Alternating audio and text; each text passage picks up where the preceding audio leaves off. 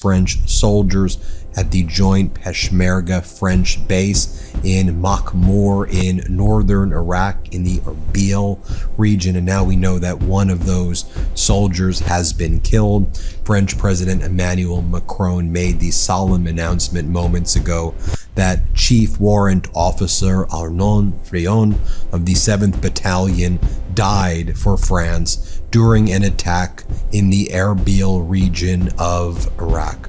Now, this is happening as we're learning that there may be as many as 6 American crew who are missing from the KC-135 Strato tanker, those big refueling jets.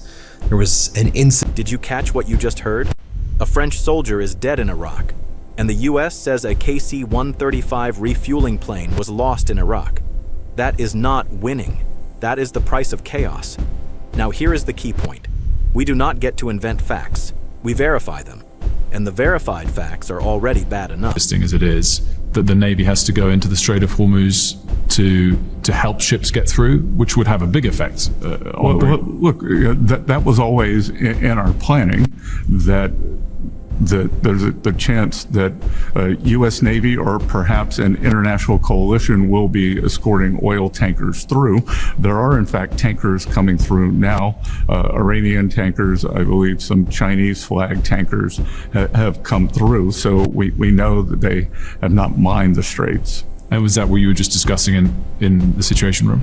We were discussing a plethora of things. And is it your belief that the volume of ships going through the Strait of Hormuz will be improving immediately from now? It is my belief that as soon as it is militarily possible, the U.S. Navy, perhaps with an international coalition, will be escorting vessels through. France confirms one of their soldiers was killed in an attack, and U.S. Central Command confirms a KC-135 was lost in Iraq. Rescue efforts were ongoing, and they said it was not hostile fire or friendly fire. So the question is simple. If the facts are this serious, why the spin? And why does it feel like allies and troops pay first? Size. Here is what they are not telling you. This is not just a war over there. It is already spilling onto allies and U.S. operations. France says a French soldier was killed in an attack in Iraq.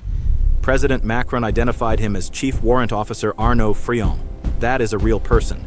Here's what Donald Trump's doing. Offering national security briefings to small dollar donors, using a photo from his recent excursion to Dover, the dignified transfer. He's using the dignified transfer photo, wearing the white cap, which he sells, and he says, very few spots remaining. Claim your spot. These final spots are reserved for my strongest supporters. You are one of them. This is no ordinary membership. And he says he'll give you secret security briefings. And the photo used is the dignified transfer photo of him as our dead soldiers lost their lives in this war, returned.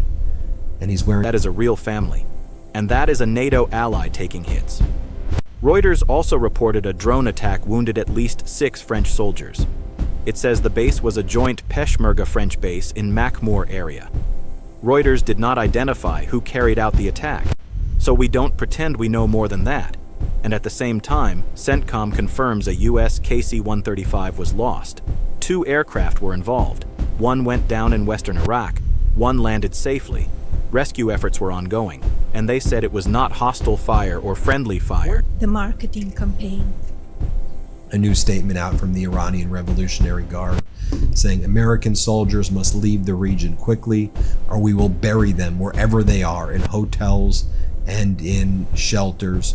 Sources close to Gulf Arab government circles say frustration with Trump privately runs deep across the region.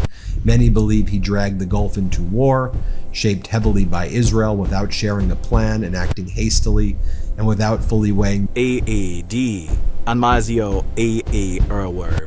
When the government speaks clearly, it matters. CENTCOM put this in writing. KC-135 lost in Iraq. 2 aircraft involved. Rescue efforts ongoing. Not hostile fire. Not friendly fire. So if officials can be specific here, they can be specific elsewhere. The public deserves facts, not slogans. I'm going to say this carefully, because this is serious. ABC News reports Trump attended a dignified transfer at Dover. This was for service members killed in Kuwait. That's a solemn moment. Families are grieving. Now, AOL, citing a story published by Midas Touch, reports a fundraising email. It says Trump promoted a national security briefing membership, and it says the email used a photo from that dignified transfer. It also references the archive of political emails. Here is my opinion.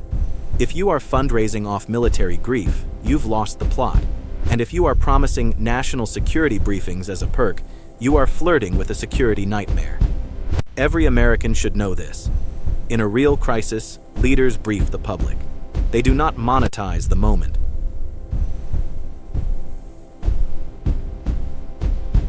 Land this plane with facts.